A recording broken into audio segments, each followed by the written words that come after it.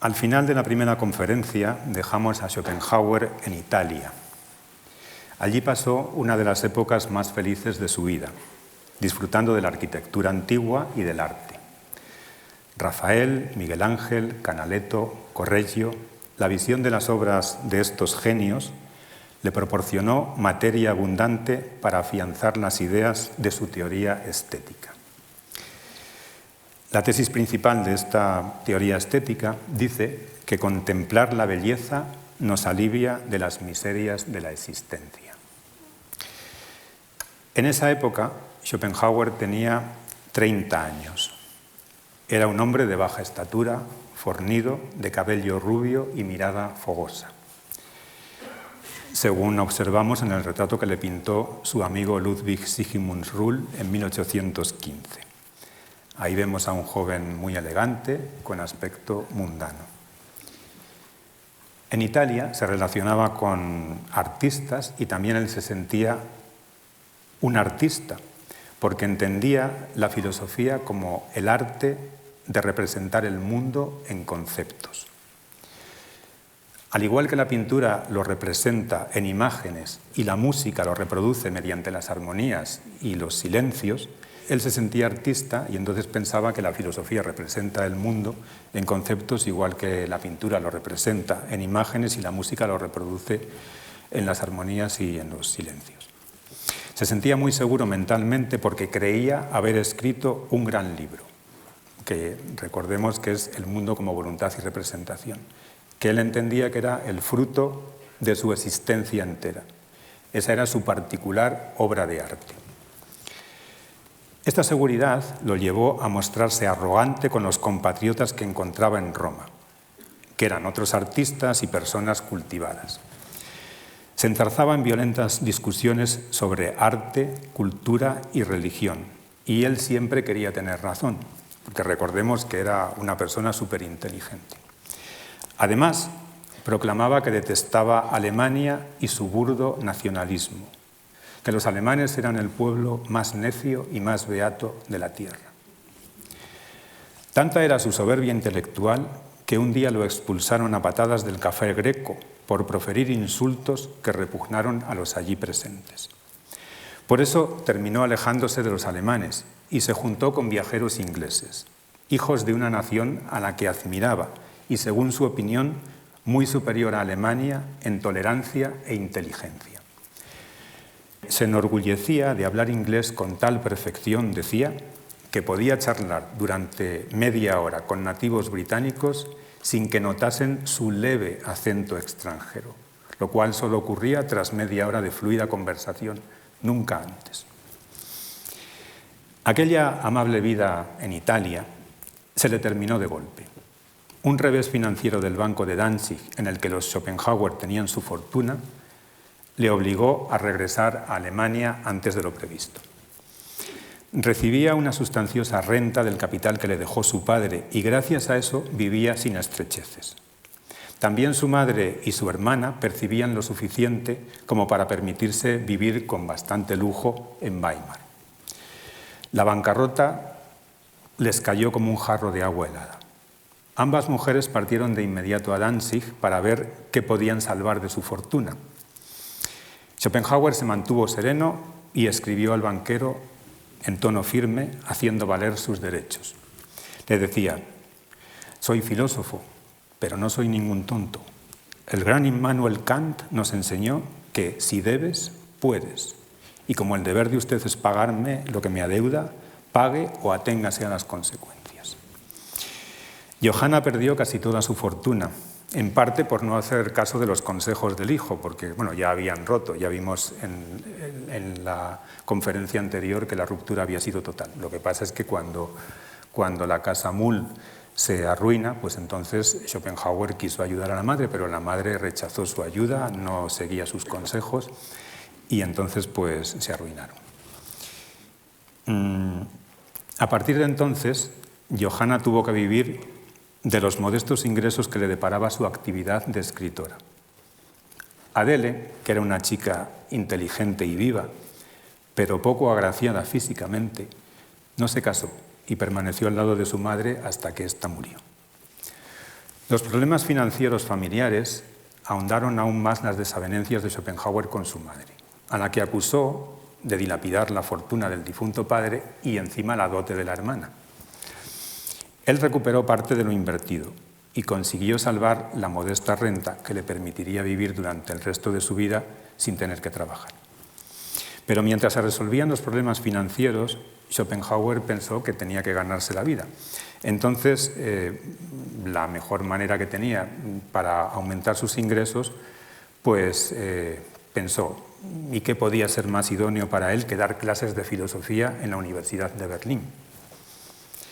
La Universidad de Berlín entonces era la universidad, acababa de ser fundada por los hermanos Humboldt y era lo más puntero de Alemania. Su libro no había tenido éxito en aquella necia Alemania, decía él, porque ningún autor prominente ayudó a su difusión. Pero estaba convencido de que sus lecciones sí lo obtendrían. Explicaría de viva voz las geniales ideas de su sistema y los estudiantes abarrotarían el aula. Ilusionado con estos pensamientos, a finales de 1819 solicitó la habilitación y en el semestre de invierno de 1820 fue admitido como docente honorario, al que pagaban directamente los estudiantes. No es que estuviese contratado por la universidad, sino que si tenía muchos estudiantes, pues ganaba más dinero. Así que sus ganancias dependían del número de matriculados en sus seminarios. Anunció sus lecciones con el título de Filosofía exhaustiva o doctrina de la esencia del mundo y del espíritu humano.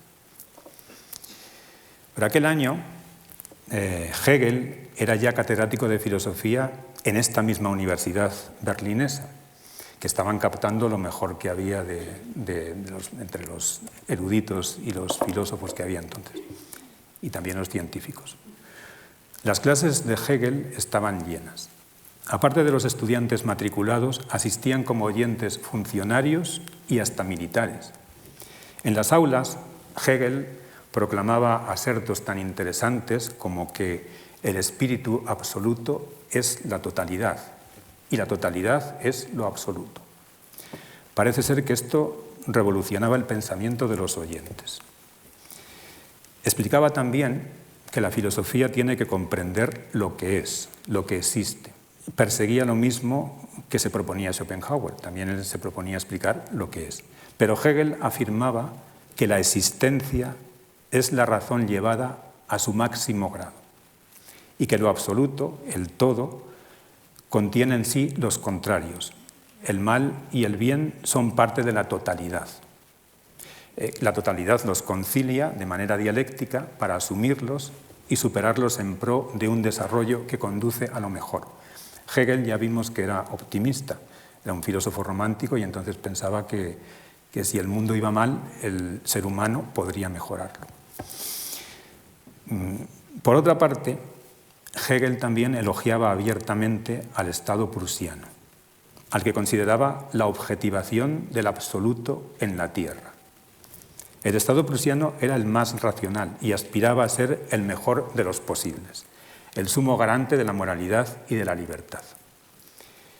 Ideas como estas repugnaban a Schopenhauer, que se situaba más en la línea del inglés Thomas Hobbes y creía, como él, que el Estado es un mal necesario ideado para que los hombres, lobos feroces los unos para con los otros, no se despedacen entre sí.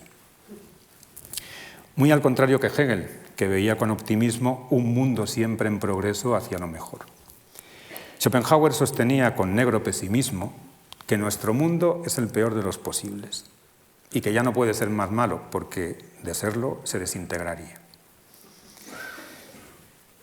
En suma, Hegel era su antípoda en todo. Schopenhauer le tenía manía, como vimos ya cuando leía sus lecciones, que dibujaba burros ahí al lado de los párrafos que no le gustaban, ¿no? Y entonces eso, Schopenhauer le tenía manía y en sus obras posteriores se cebó con inquina en él. Lo calificaba de filósofo de pega, filosofastro, sátrapa de la filosofía, mameluco o simplemente de puro soplagaitas. A su filosofía del espíritu absoluto la denominaba del sinsentido absoluto y filosofía de manicomio.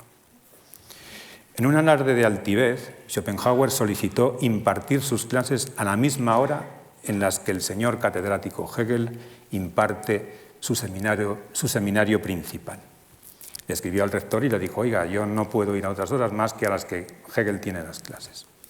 Estaba convencido de que en cuanto apareciera él en escena, le quitaría a los alumnos a su odiado colega. Todo nuevo docente de la Universidad de Berlín tenía que presentarse solemnemente al claustro de profesores, impartiendo una lección inaugural en latín. Así lo hizo Schopenhauer con un discurso en loor de la filosofía. En él se presentó a sí mismo literalmente como un Don Quijote que llegaba a la universidad para hablar claro y desterrar de tan magna institución a los charlatanes que llenaban de vana palabrería las cabezas de los estudiantes.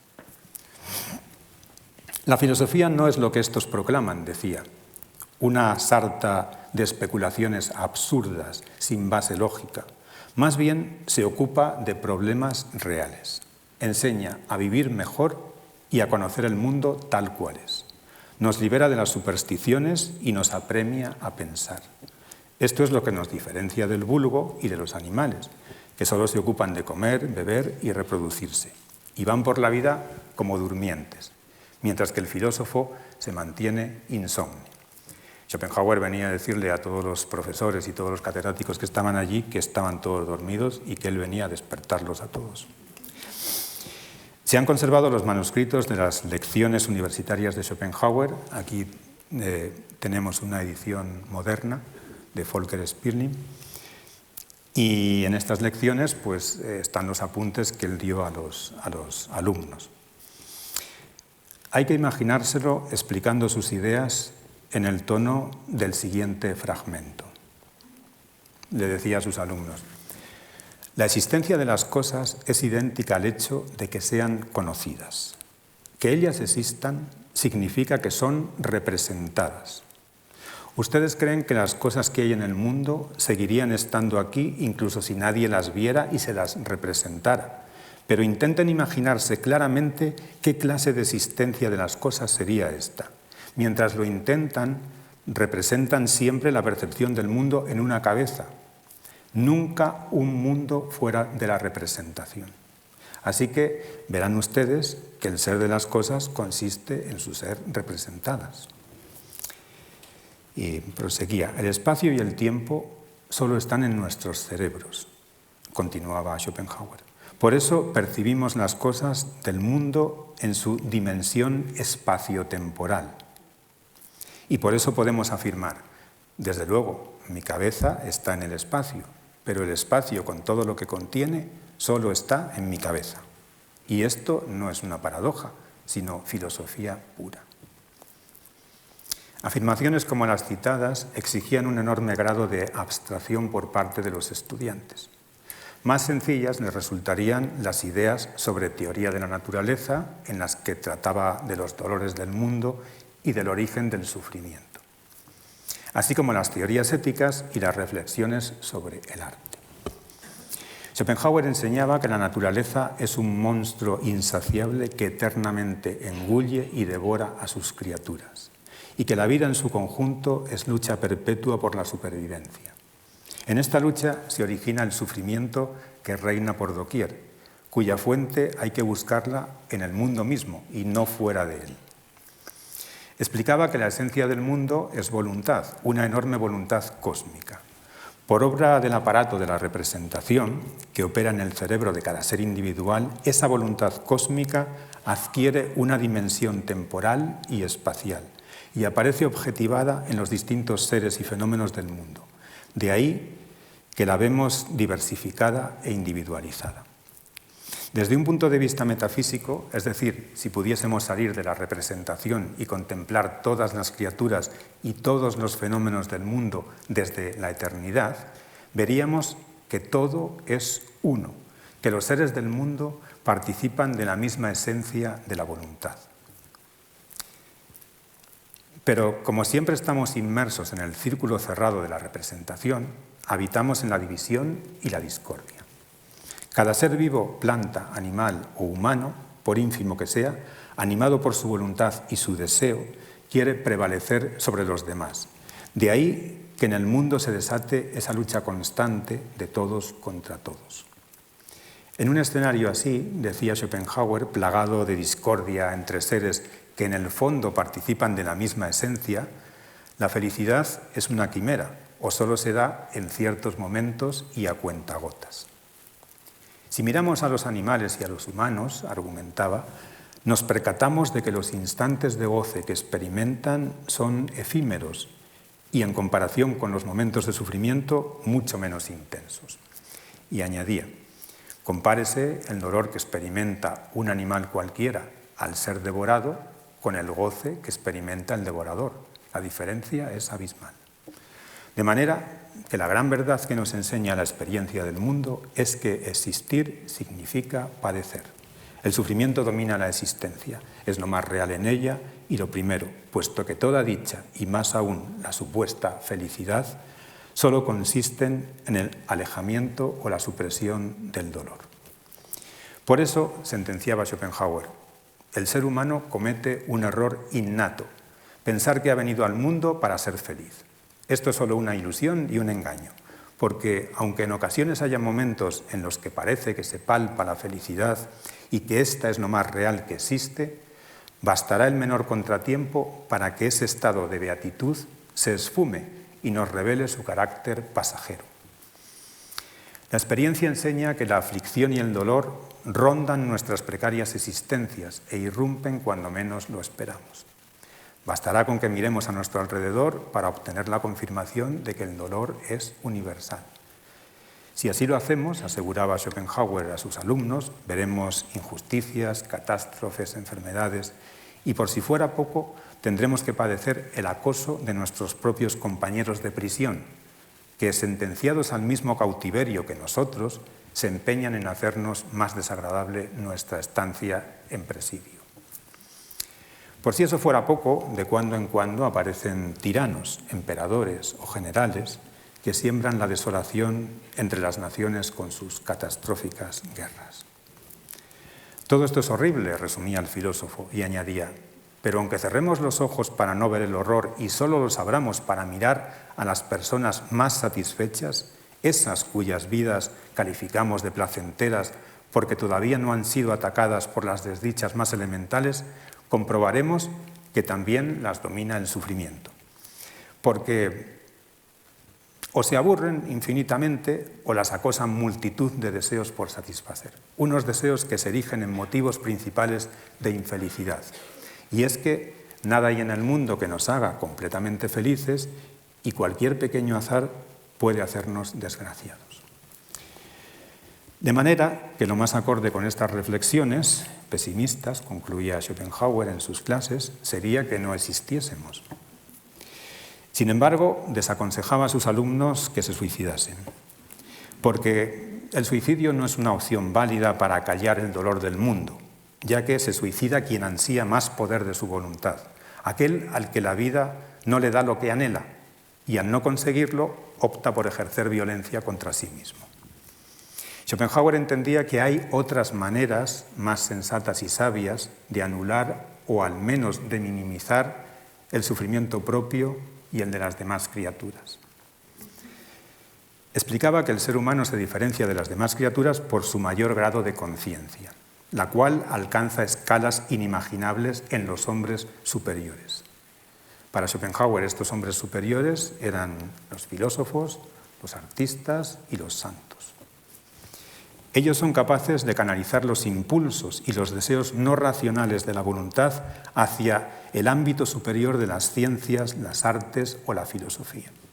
Disponen de medios para lidiar con el sufrimiento y dar sentido al sinsentido esencial que impera en el mundo. Consideraba que la forma más sublime de la anulación del dolor de la existencia es el ascetismo que practican los santos. Y la mayor y más sabia virtud que estos predican es la compasión. Identificarse con el sufrimiento de los demás seres, ya que todos participamos de la misma esencia. Como ilustración de esta tesis fundamental que laureaba su teoría ética, Schopenhauer recurría a una fórmula de las Upanishad. los textos védicos de la India.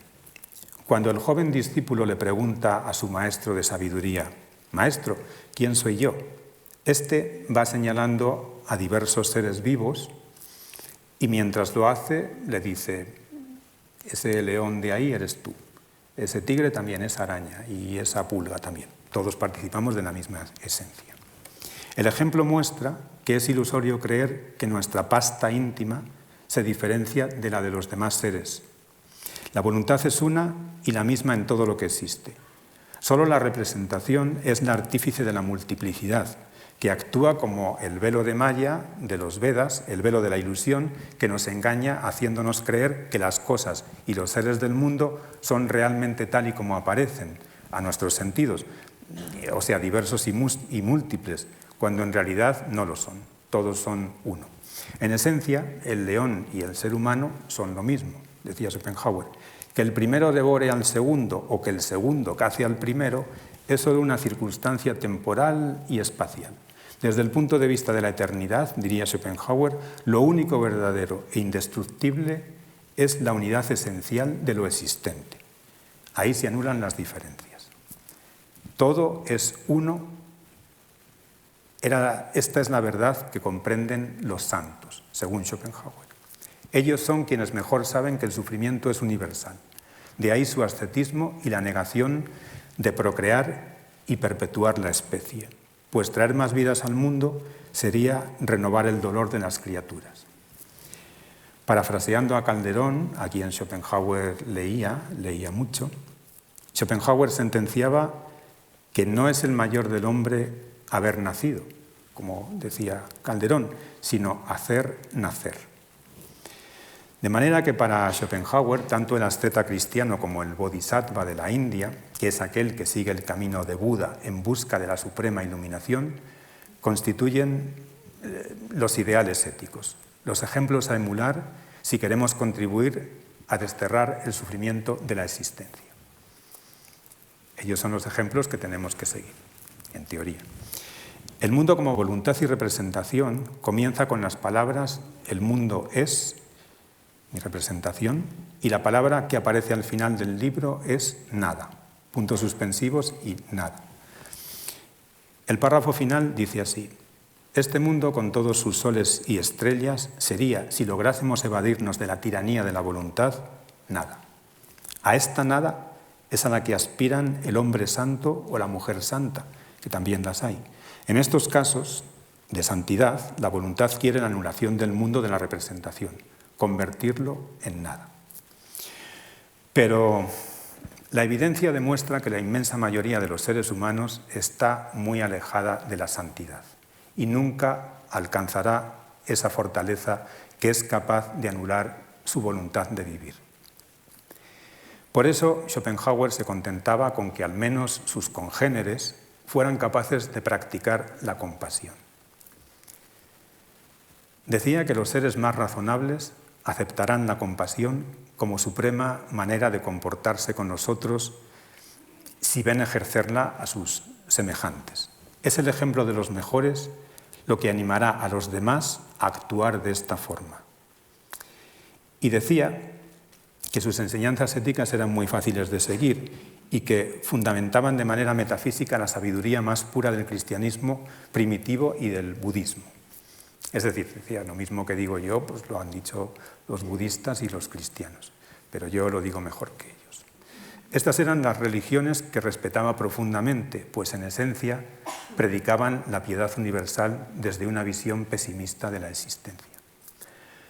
Aparte de una ética fundamentada en la teoría de la voluntad, Schopenhauer explicaba a sus alumnos las bases de su teoría estética, fundamentada igualmente en su metafísica pesimista.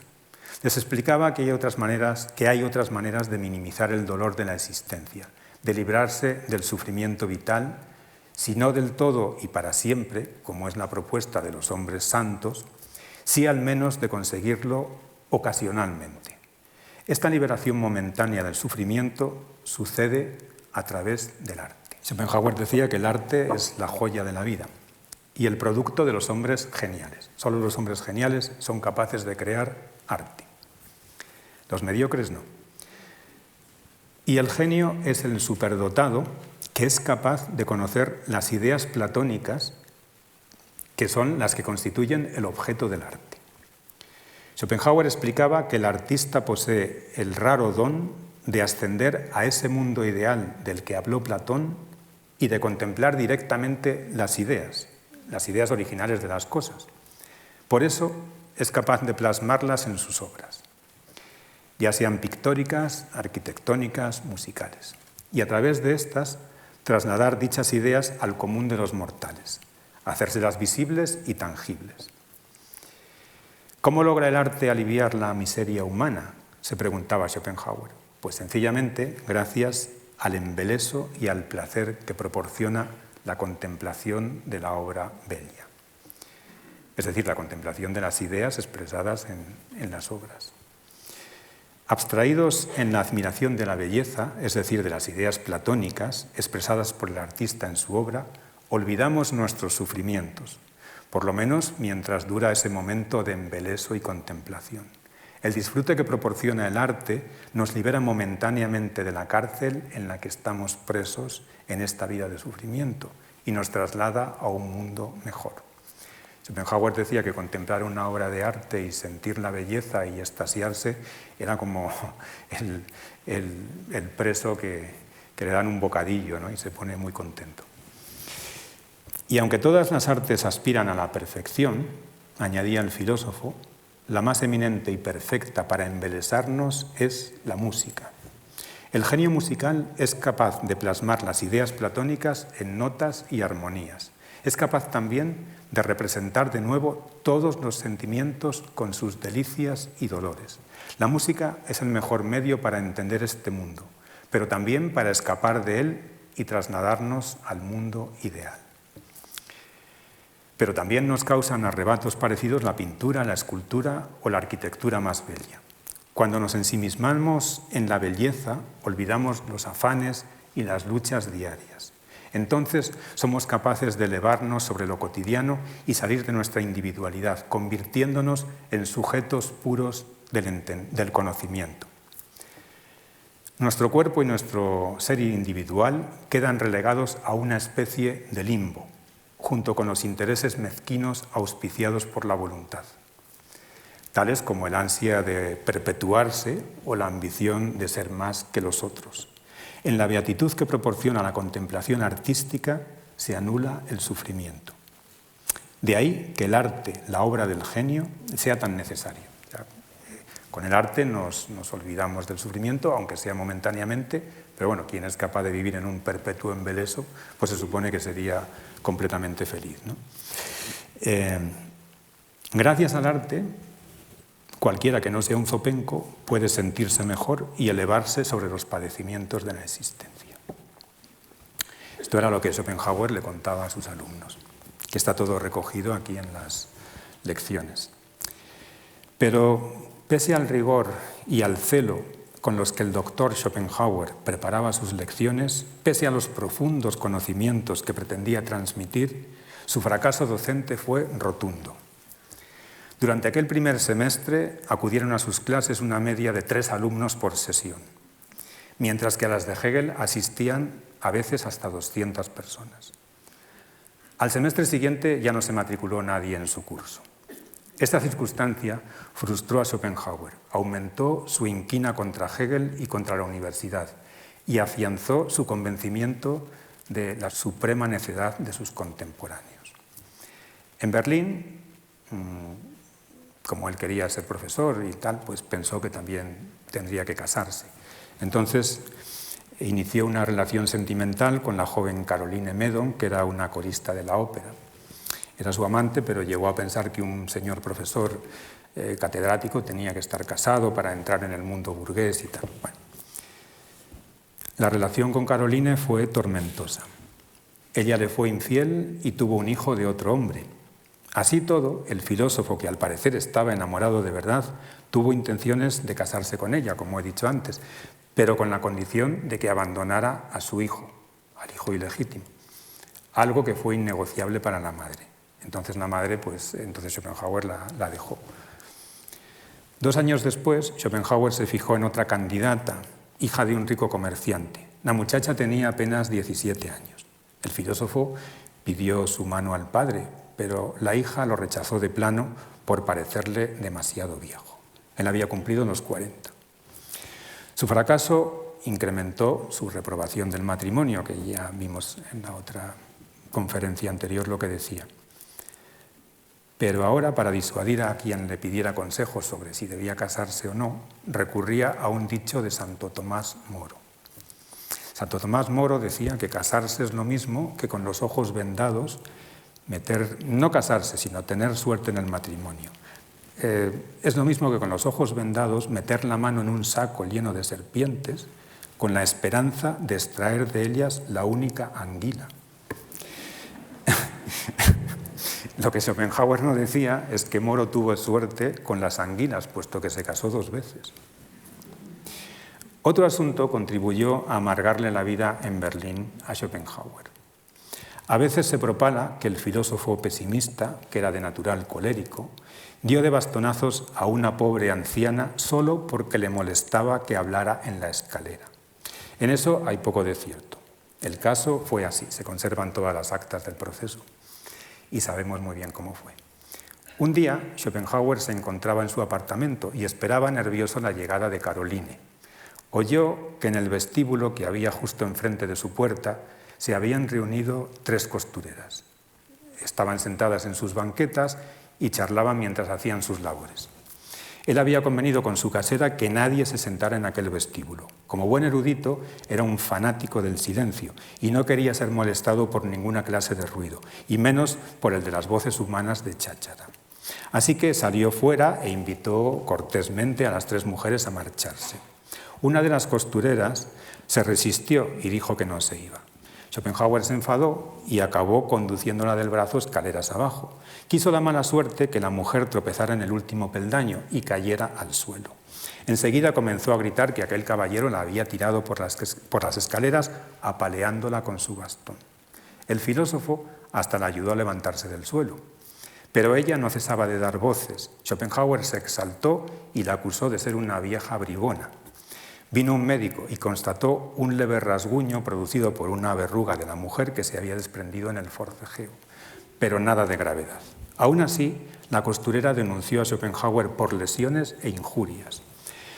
Bueno, ya he dicho que se conservan las actas del proceso y según las cuales, en un principio, el fallo fue favorable a Schopenhauer, al supuesto agresor, eximiéndole de culpa en lo relativo a las lesiones, aunque no de las injurias. La mujer precisó que la había insultado llamándola vieja bruja y no vieja bribona. La víctima recurrió y un diestro abogado consiguió cambiar el rumbo del proceso con testigos falsos. Schopenhauer declinó ser defendido por un profesional y se defendió él mismo. Consideraba que ir armado solo con la verdad sería su mejor defensa. Durante 6 años peleó por ganar el proceso, pero finalmente lo declararon culpable y tuvo que pagar una pensión vitalicia a la costurera, que vivió otros 6 años. Esto lo humilló y lo amargó, ratificándolo en su creencia de la innata maldad del género humano. En fin, soltero y solitario, fracasado en el mundo literario y en el universitario, Schopenhauer abandonó Berlín a causa de la epidemia del cólera que amenazaba a esta ciudad. Y en 1832 se instaló definitivamente en Frankfurt del Meno, decidido a comenzar una nueva vida de paz y de retiro. Ya desencantado del mundo, quería vivir a solas con sus libros y sus escritos. Calmaba su orgullo herido con el pensamiento de que en su fuero más íntimo él no era en verdad ese amante frustrado o el profesor sin alumnos o el inocente al que condenan en un proceso por lesiones e injurias. Se decía para sí que estos accidentes solo eran máscaras que encubrían la esencia de su verdadera persona. Se contentaba pensando, ¿quién soy yo de verdad? Se preguntaba y respondía, pues ese que ha escrito El mundo como voluntad y representación, el que ha dado una solución al gran enigma de la existencia que deja obsoletas a las precedentes y que habrá de ocupar a los pensadores futuros durante los siglos venideros. Ese soy yo. ¿Quién podrá disputarme ese mérito?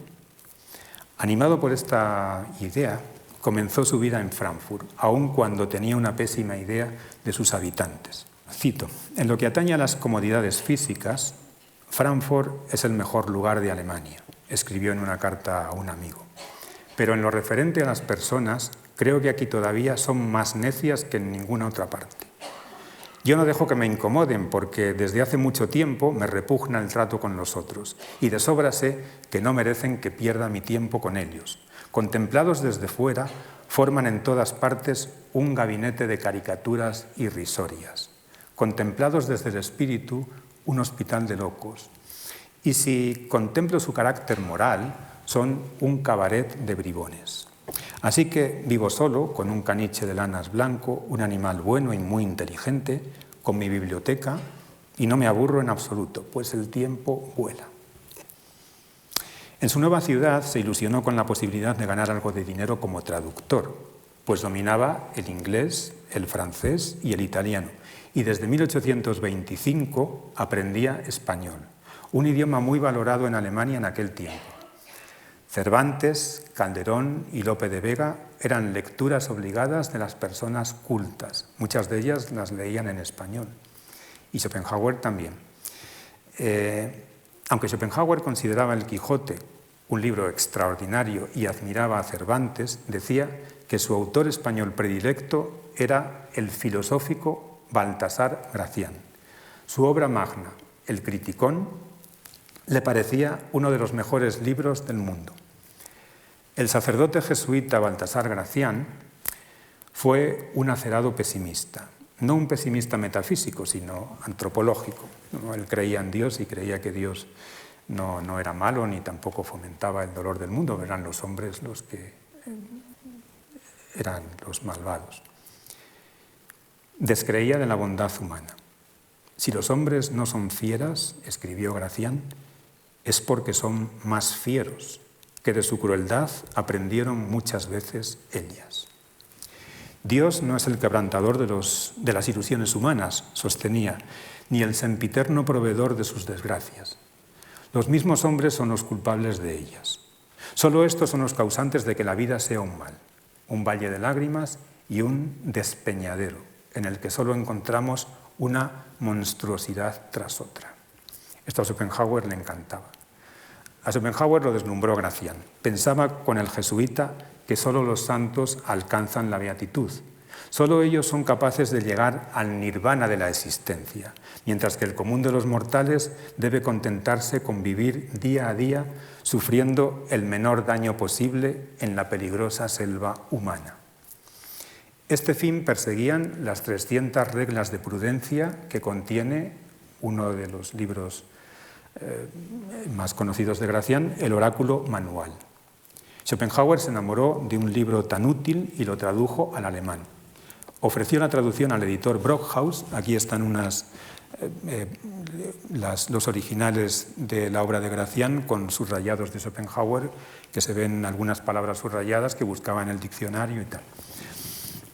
Ofreció la traducción al editor Brockhaus asegurándole que sería un éxito de ventas, puesto que esta maravilla literaria enseña a manejarse bien en la vida y a tratar con los otros con cautela. Pidió honorarios altos y Brockhaus desestimó la oferta. No obstante, Schopenhauer tradujo el libro y este libro se edita en Alemania, se editó cuando Schopenhauer murió y mucha gente pensó que era un libro de Schopenhauer, pensó que era original de Schopenhauer.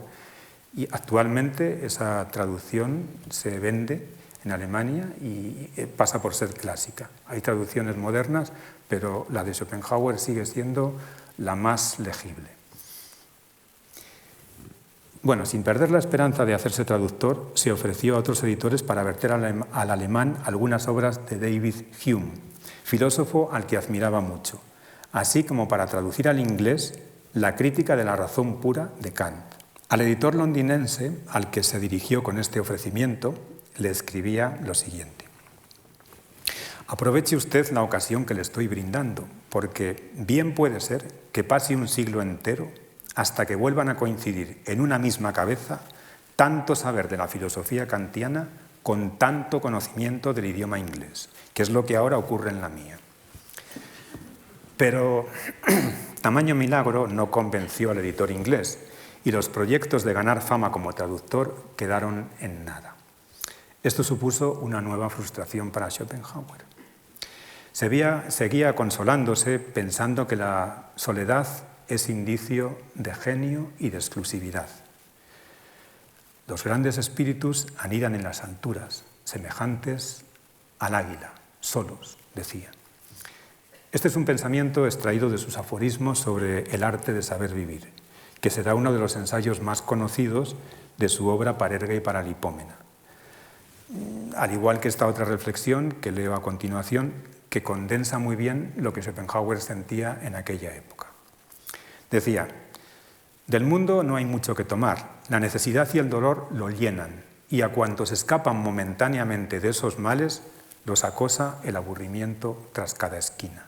Por lo demás, lo gobierna la maldad y la estupidez tiene siempre la palabra.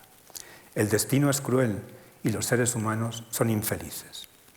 En un mundo así, quien tiene mucho en su interior es como una cálida habitación en Nochebuena, rebosante de luz y de alegría en medio de la nieve y el hielo, en la oscura noche de diciembre. De manera que a quien posea una individualidad excelente, rica y sobre todo rebosante de talento, le ha tocado la mejor lotería del planeta. Durante los años del ostracismo, Schopenhauer llevó una vida muy regular en Frankfurt y continuó escribiendo aplicadamente todos los días. Todos los días dedicaba a escribir 2 horas, revisaba, ampliaba y profundizaba sus ideas filosóficas sin cesar. En 1843 convenció a su editor para que publicaran la segunda edición del Mundo como voluntad y representación. La primera edición era de 1819. No quería ningún honorario por el libro. El libro apareció en 1844 muy revisado y ampliado. Al volumen único de la primera edición adjuntó otro del mismo grosor, que contenía complementos a lo expuesto en el primero. Añadió páginas espléndidas de carácter ensayístico en las que incidía más en la parte biológica del cerebro como aparato de la representación. Profundizó en sus ideas sobre el genio, sobre el poder evocador de la música y sobre la ética de la compasión. Al editor le comentó que aquel nuevo volumen era lo mejor de cuanto había escrito y destacó de entre lo novedoso que contenía una espléndida perla, que era como él la llamaba, un extenso ensayo titulado Metafísica del amor sexual. Ningún filósofo se había atrevido antes a explicar la génesis del amor entre los sexos, tanto el amor biológico como el espiritual. Y a ello se atrevió Schopenhauer en una época en la que este tema era tabú en sociedad. Sus osadas tesis destruían el ideal romántico del amor. Lo espiritual de las almas bellas que se quieren, él lo ve como una especie de pantomima. Explicaba la atracción de los enamorados como una artimaña de la voluntad de vivir para empujarlos a procrear, con el único propósito de asegurar la continuidad de la especie. Todo lo romántico del amor era solo una envoltura ilusoria, que lo único que escondía era una fría carnalidad.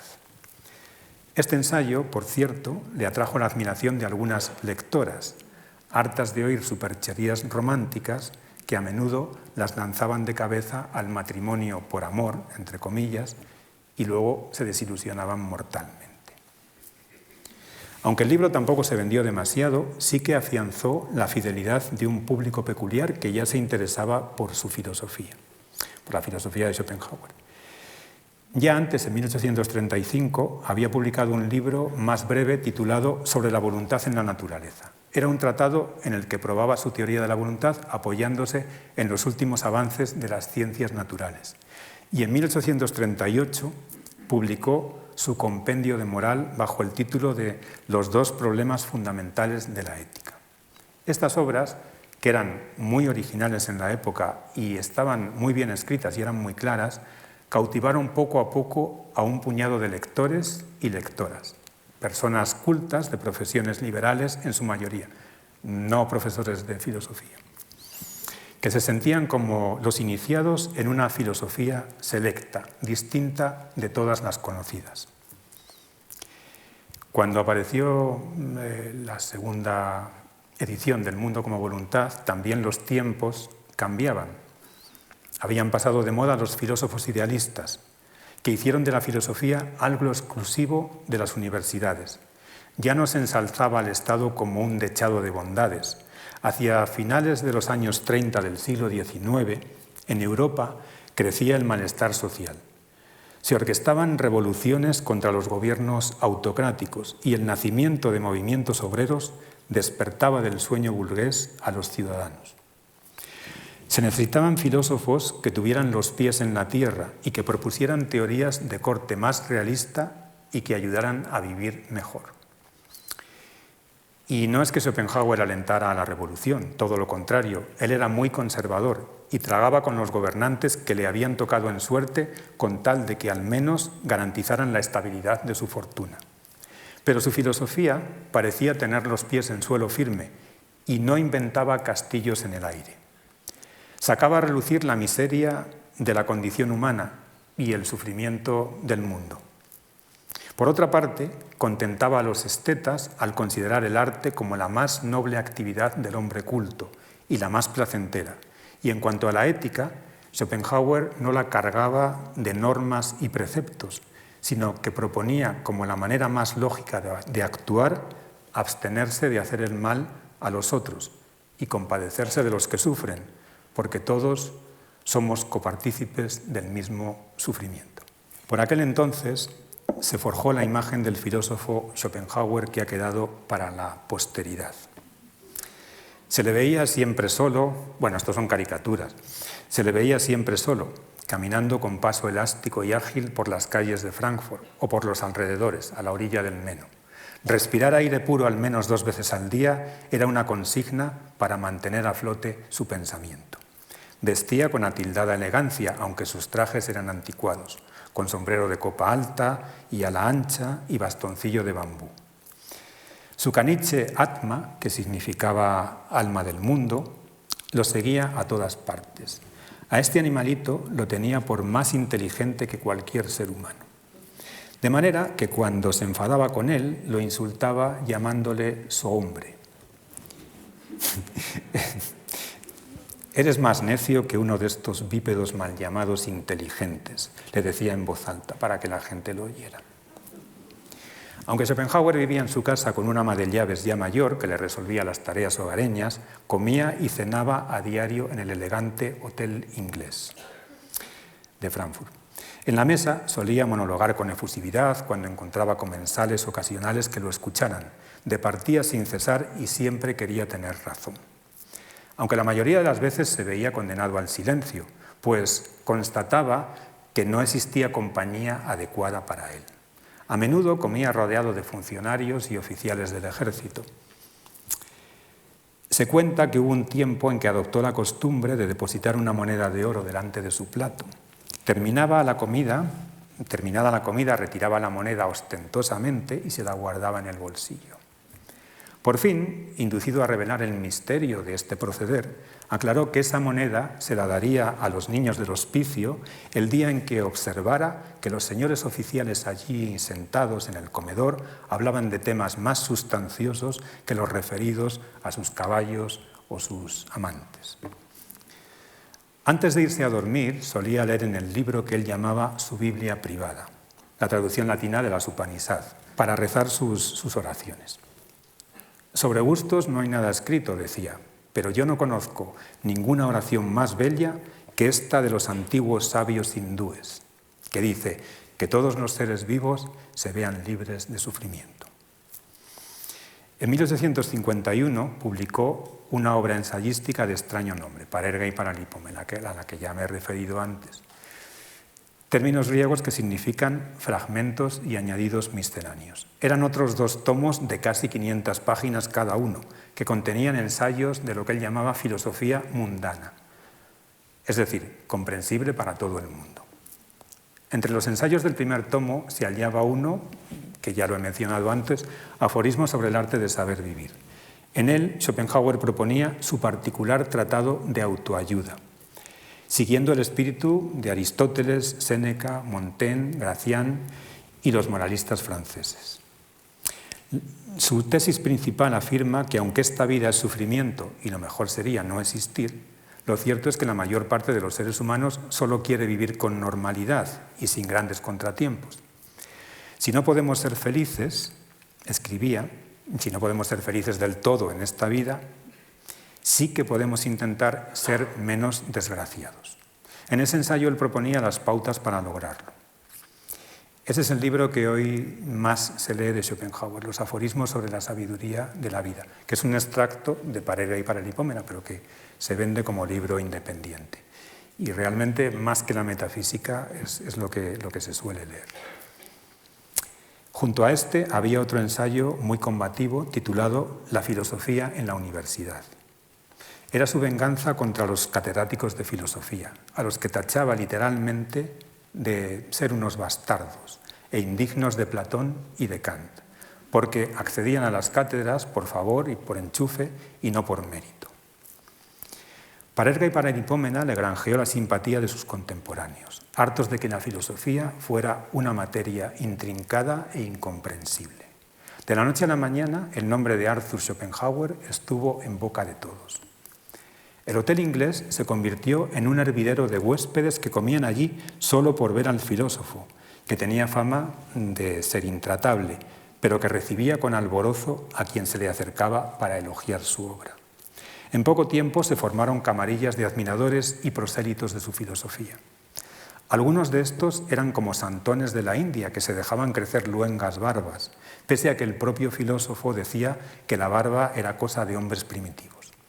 Se reunían en una especie de logias y conversaban sobre las teorías del maestro, como si fueran las de un iluminado o de un asceta, ¿no?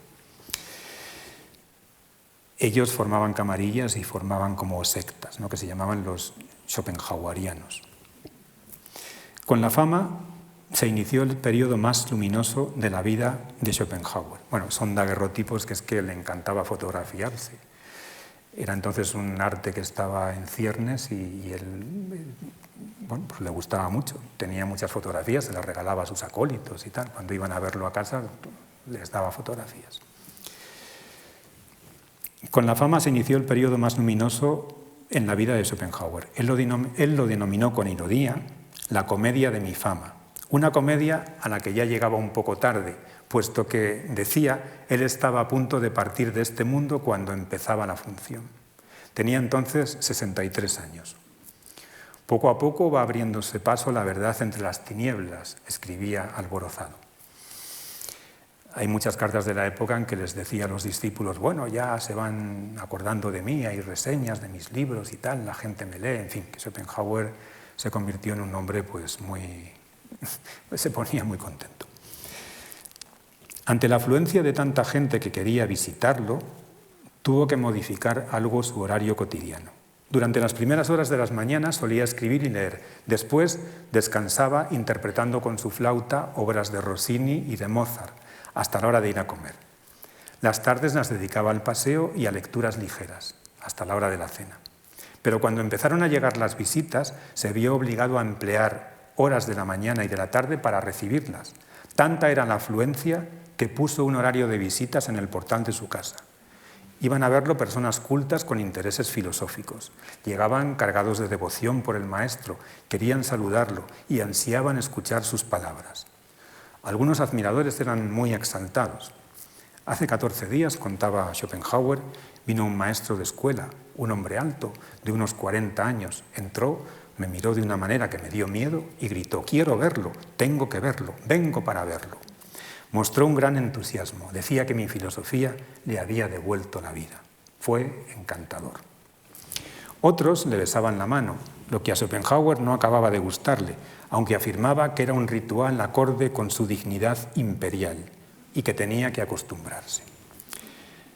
La mayoría solo quería conversar un poco, pero a quienes le hacían preguntas demasiado intrincadas sobre su filosofía o se empeñaban en discutir con él, los conminaba a leer mejor sus obras. Decía que en ellas estaba todo explicado, que para entender plenamente lo que él había dicho tenían que leer cada palabra que había escrito. Cuando la primera traductora de sus obras al inglés lo visitó y le insinuó que había escrito mucho. Como ella tenía que traducirlo, le parecía muy largo. Él le contestó altivo: «Mi obra no contiene ni una sola palabra de más». Por lo general no decepcionaba a sus visitas. Como tenía fama de ser un viejo misántropo feroz en extremo, éstas quedaban encantadas al descubrir que no es tan fiero el león como lo pintan. Veían a un anciano afable que hablaba con deleite de sí mismo y de su filosofía, aunque quienes esperaban hallar en él a un filósofo parecido al humilde Sócrates, que confesó no saber nada, se llevaban un gran chasco. Schopenhauer era lo más opuesto al ateniense. En vez de explicarles a sus interlocutores que la más elevada sabiduría es la que confiesa su ignorancia, les demostraba que él no tenía nada de ignorante y que lo sabía todo. Tenía opiniones para cuantos temas se le planteaban y las expresaba sin dudar. Hacía alarde de gran cultura: pintura, música, poesía, matemáticas, geografía, historia, antropología, botánica, en fin, todo. Leía con devoción el diario londinense The Times, al que denominaba el pozo de la sabiduría. Además, leía también otros periódicos alemanes y franceses. Y cuanto acontecía en el mundo, sabía aprovecharlo para engrosar sus sabias reflexiones. Su dureza y frialdad de décadas anteriores, su autosuficiencia y engreimiento proverbiales terminaron por dulcificarse, porque el mundo entero parecía admirarlo y le esperaba la gloria póstuma. Aunque algo que lo amargaba al pensar en su glorificación futura era la certeza de que los profesores de filosofía se alimentarían de sus libros como los gusanos de un cadáver. A estos era a los únicos visitantes que no toleraba. Cuando su ama de llaves le anunciaba la visita de algún catedrático de filosofía, él solía gritar muy alto para que se le oyera bien: «A ese señor catedrático dígale que para él no estoy en casa». En cierta ocasión se coló uno, un tal profesor Weissenborn. He aquí el relato de lo que sucedió. Schopenhauer invitó al visitante a que tomase asiento y se volvió hacia la puerta para pedir el café. Al punto comenzó el profesor Weissenborn a elogiar el hecho de que uno tras otro los profesores de filosofía habían ido cayendo seducidos por la clara luz de la filosofía schopenhaueriana, y añadió que a él mismo le había pasado algo parecido. Schopenhauer permaneció plantado ante él y exclamó: «Me gustaría de verdad que todos ustedes fuesen escorpiones». «¿Cómo?», dijo el profesor Weissenborn. «¿Escorpiones? ¿Cómo así?». Sí, escorpiones. ¿Sabe usted? Hoy he tenido una visita muy interesante del naturalista inglés Allen Thompson, que anda a la caza de escorpiones. ¿No conoce usted a esos simpáticos animales? Estos monstruos articulados con esa enorme pinza ganchuda y rebosante de veneno en el extremo de su cola. Son verdaderos profesores de filosofía. De ellos me ha contado Thompson cómo se suicidan». «¿Qué?», dijo Weissenborn. «¿Suicidio?», e intentó sonreír. «Eso es, suicidio. Escuche». Thompson ha hecho el experimento al menos una docena de veces. Mete a un escorpión bajo un vaso de cristal y ahí lo deja hasta que se hace de noche. Entonces enciende una vela y la acerca cuanto puede al cristal. Enseguida el escorpión empieza a ponerse nervioso en su cárcel cristalina, yendo de un lado para otro, queriendo evitar la llama. Como la llama continúa ardiendo tan tranquila, al escorpión se le vuelve manifiestamente insoportable. De repente se queda quieto. Estira todo lo que puede su cola sobre su lomo hasta que el gancho venenoso pende justo encima de su cabeza y se pega un pinchazo en el cráneo como si se hincara una daga. Y en 2 segundos está muerto. Mire, amigo mío, la vela encendida es mi filosofía y los escorpiones, que de verdad han estado demasiado tiempo zascandileando en torno a ella, visto que no tienen el valor de enfrentarse a esa luz, han de tenerlo para suicidarse. El profesor Weissenborn sonrió algo cortado, luego agradeció el interesante diálogo, hizo una breve inclinación a Schopenhauer y se encaminó raudo hacia la puerta. Pero este caso fue una excepción. Por lo general, Schopenhauer se mostraba muy cordial con cuantos llegaban. Medio en broma, medio en serio, se veía a sí mismo como un nuevo Jesucristo. Decía hiperbólicamente que también él había sufrido su pasión y había llevado con dignidad su corona de espinas. En consecuencia, igualmente se rodeó de apóstoles y evangelistas, pues así denominaba a sus seguidores más acérrimos. Alguna de sus visitas lo recordó contando la historia de Buda, cómo éste, siendo un muchacho inocente, salió un día de su palacio para encontrarse de golpe con la pobreza, la enfermedad y la muerte, y cómo ante estas visiones decidió abandonarlo todo y marchar al desierto a meditar y a hacer penitencia por el resto de sus días. La forma que tenía Schopenhauer de contar esta historia hacía que al visitante se le saltasen las lágrimas, y él mismo parecía transfigurarse en éxtasis como el propio Buda. Eso lo contaban discípulos después que lo habían visto así. Se congratulaba mucho de que en su casa conviviesen armónicamente el altarcito que tenía la criada plagado de santos de los que era devota y la estatua de Buda que él tenía sobre una consola. Era una estatua bañada en oro, muy brillante. La había colocado de tal manera que al incidir sobre ella los primeros rayos del sol, su fulgor se percibiese desde las ventanas de la cercana parroquia de Sachsenhausen. Con esta pequeña travesura pretendía fastidiar al cura que allí vivía, el cual había dicho en un sermón dominical que a causa de los escritos impíos de Schopenhauer estaba expandiéndose el budismo por Europa. Hasta la idea tan negativa que tenía de las mujeres estuvo a punto de cambiar al final de su vida. Un día de noviembre de 1859 apareció de pronto en su casa una joven. Era escultora. Se llamaba Elisabeth Ney, sobrina nieta del famoso general de Napoleón, Michel Ney. Él respetó al viejo Schopenhauer que venía para modelar un busto suyo en mármol y que no aceptaba una negativa. El filósofo, perplejo ante la osadía de la chica, que le había dicho primero a su criada, no, eche a esa mujer, que yo no quiero recibir mujeres aquí ahora mismo, pero no, es una chica muy... nada, tiene que verlo y no se va de aquí hasta que no lo vea. Entonces el filósofo, perplejo ante tanta osadía, aceptó. Elizabeth llegaba por las mañanas y Schopenhauer, manso como un cordero, se sometía paciente a las sesiones de posado. Hablaban de muchas cosas, sobre todo de filosofía. Y el viejo cascarrabias le confesó que su inquina contra las mujeres solo provenía de que había tenido una madre horrible. A un amigo le comentó sobre Elizabeth. Trabaja todo el día en mi casa. Cuando regreso de comer tomamos café sentados los dos juntos en el sofá, de manera que me parece que estamos casados. El amigo observó que al comentarle esto, Schopenhauer se frotaba las manos de contento. Al cabo de un tiempo el busto quedó terminado. De él se sacaron numerosas copias en yeso que se vendieron muy bien. Cuando Elizabeth se marchó, mantuvieron correspondencia. La joven se burlaba graciosamente del mal humor de su amigo, pero sin dejar de admirarlo por su valentía intelectual y hasta prometió volver a visitarlo. Pero ya no se vieron más porque Schopenhauer falleció poco después. Una enigmática frase del filósofo, escrita en aquel tiempo y que ha quedado en sus manuscritos inéditos, rezaba así: «Todavía no he dicho mi última palabra sobre las mujeres».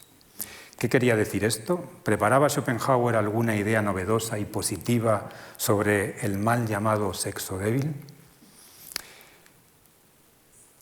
El talante independiente de aquella muchacha desenvuelta, artista y segura de sí misma, ¿le habría hecho cambiar su idea que tenía de las mujeres? No lo sabemos. No lo sabemos. Lo que más le agradaba al viejo pensador al final de su vida era repantingarse en su sofá, al que también invitaba a tomar asiento al visitante. Y allí, cari acontecido, relatar cuán duros y miserables habían sido para él los tiempos en los que el público no le hacía caso. Los editores lo timaban y los profesores de filosofía no querían saber nada de sus geniales ideas. Afirmaba que su vida había sido una resistencia sin cuartel contra el tartufismo y la necedad, Y la reflexión con la que despedía a la visita concluía que el tesón y la honestidad intelectuales lo pueden todo y que quien posee estos dones saldrá vencedor por más que los envidiosos que no los poseen quieran impedirlo.